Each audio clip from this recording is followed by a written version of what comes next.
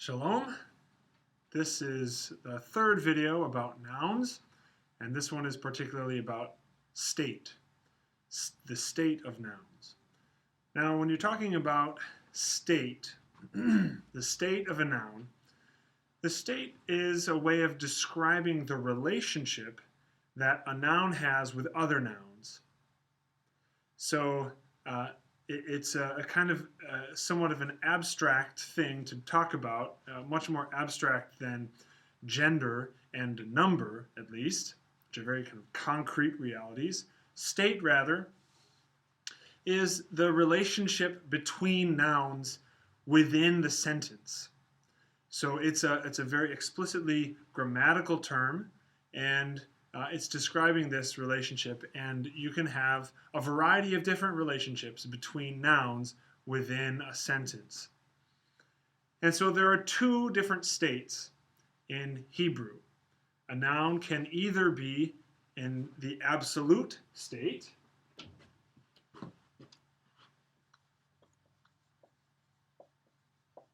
or it can be in the construct state.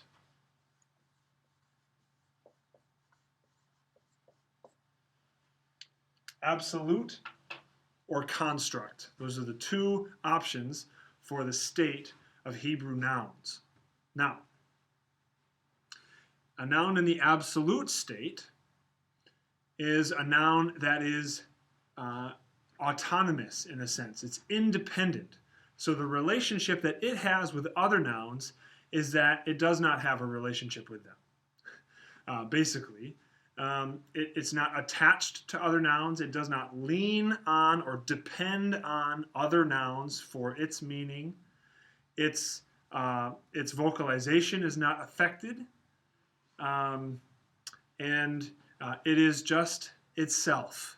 It's absolute. It's absolutely itself, without hangers-on or connectors, words that are attached to it in some concrete way.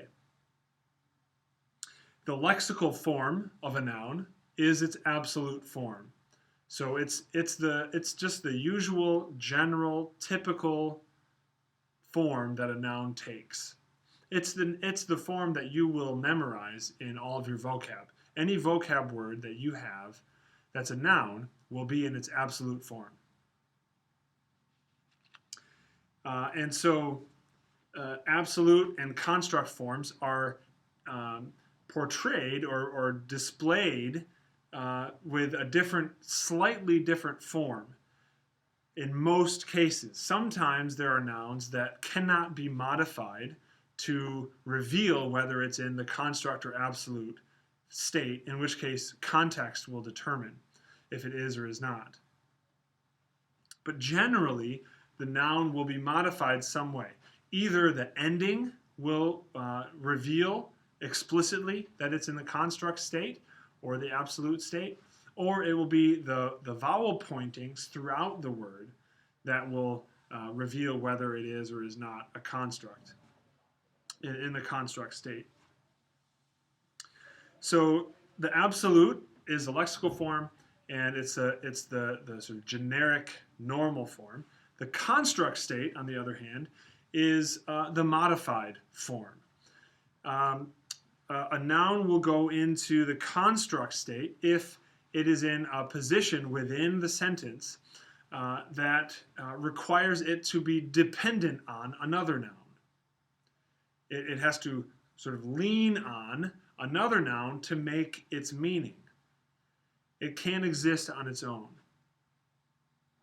And so in those situations, we describe that noun or that string of nouns as being in the construct state, because it, along with a noun, either other construct nouns, but always concluding with an absolute noun, a noun in the absolute state, those nouns together create what we call a construct chain, a chain of words all connected together, concluding with an absolute, noun in the absolute state. Those all together form a construct chain. the construct nouns are much more complicated to wrap your mind around than the absolute. So I'm going to focus on them for just a minute.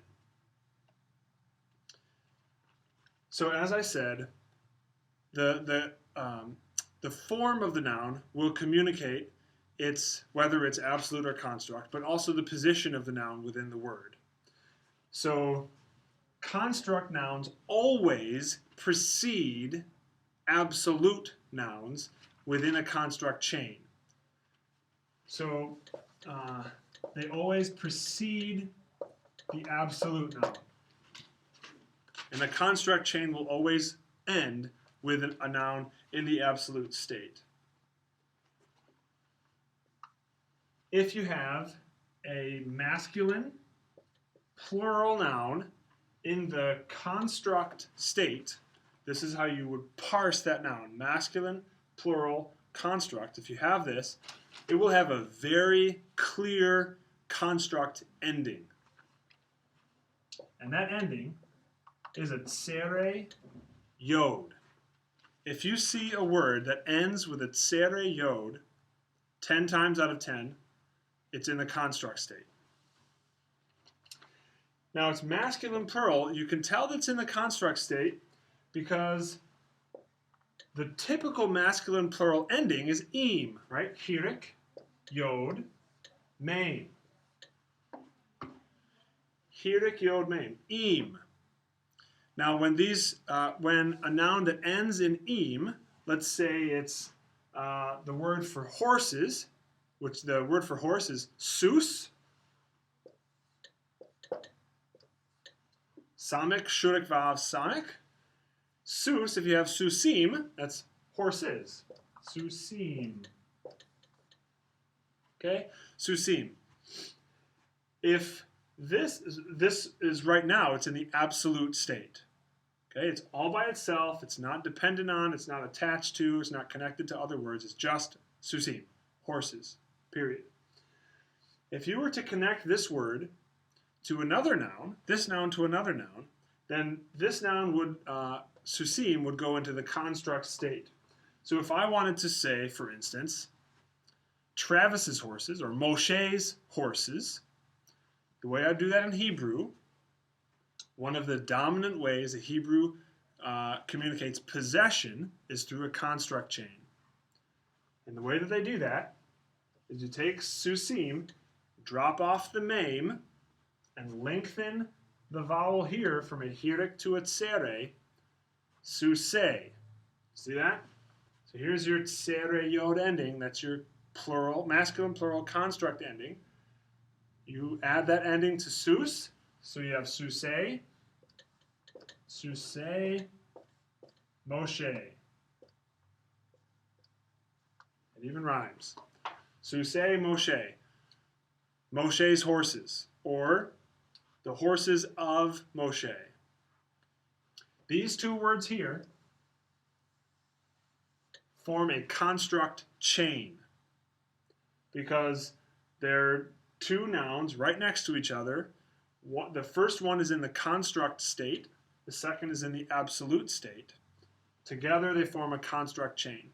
Now, the majority of time when you have a construct chain, when you're trying to translate the chain, which is the whole point of learning all of this, when you're trying to translate the chain, generally what you'll do is, when you think construct chain, think of relationship. It's an of relationship. So that's another way of saying you have to add the English word of between the words in the construct chain to make it make sense in English. So the horses of Moshe. The horses of Moshe. The horses of Moshe. Or Moshe's horses. You can tell now that this of relationship generally is possession. That's what it's communicating, is possession. Moshe's horses. They're my horses. But a construct chain can also communicate a kind of adjectival use. There's an example on the Canvas page about Beit HaKodesh. Beit is the construct form of the word Bait, which is the word house, and HaKodesh is the holy, house of the holy. It's not saying holy's house, but rather the holy house or the holy temple. So the construct chain there is making a more of an adjectival function. That's less common than the possessive form here, the horses of Moshe. Now, one other thing about this in terms of actual form,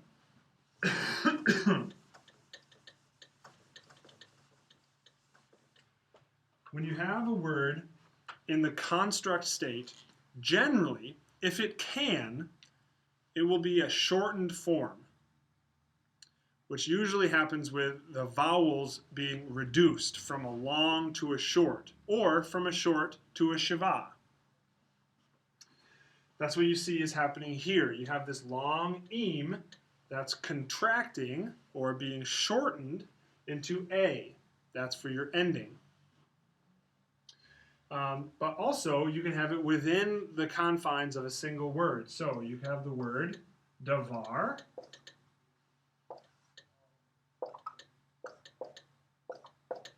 which is one of your vocab words for this week. Davar, you see it's got two kometzes, kometzim. Komets. That's the lexical form. This is the davar in its absolute state. Now, if davar was going to be in the construct state, if it was, for instance, davar Adonai, the word of the Lord, add Adonai here, which we don't point, so that's a reminder to not pronounce. If we're going to have davar Adonai, then davar has to go into the construct state, which is a reduced form of the vowels.